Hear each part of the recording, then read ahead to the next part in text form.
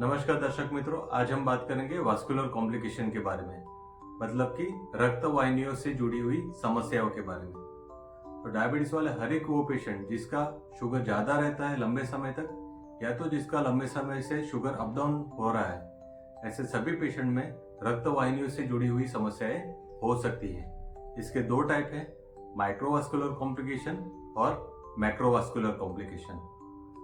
Microvascular मतलब कि खून की जो छोटी छोटी नलियां हैं जो पूरे शरीर में जाती है, अगर उसमें ब्लॉकेज होता है या तो लीकेज हो जाता है तो उससे जुड़े हुए अंग में समस्याएं हो सकती हैं। तो डायबिटीज वाले पेशेंट में ये सभी समस्याएं बहुत ही कॉमन है।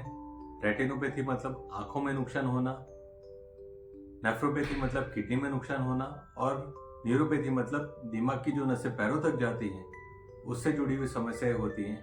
और दूसरा टाइप है वो है मैक्रोवास्कुलर कॉम्प्लिकेशन, मतलब कि जो खून की बड़ी नलियां हैं जो शरीर में जाती हैं, अगर उसमें ब्लॉकेज होता है तो उससे जुड़े हुए अंगों में नुकसान हो सकता है। जिसमें अगर हार्ट से जुड़ी हुई नलियों में अगर ब्लॉकेज हो गया तो हार्ट अटैक आ सकता है। दिमाग से जुड़ी हुई नलियों में अगर ब्लॉकेज हो गया तो लकवा पड़ने की संभावना रहती है। और अगर पैरों में जो अंतक नलियां जाती हैं उसमें अगर ब्लॉकेज हो जाता है तो पेरिफेरल वास्कुलर डिजीज बोलते हैं।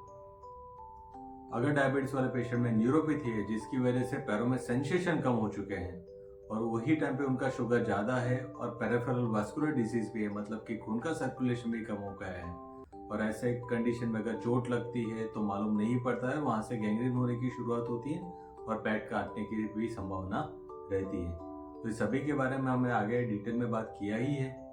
तो आप सबसे मेरा अनुरोध है कि अगर आपको डायबिटीज है तो ये सभी कॉम्प्लिकेशन आपको हो सकती है, तो नियमित तौर पर आपके डॉक्टर से मिलकर इन सभी के बारे में आपको जांच करवानी चाहिए।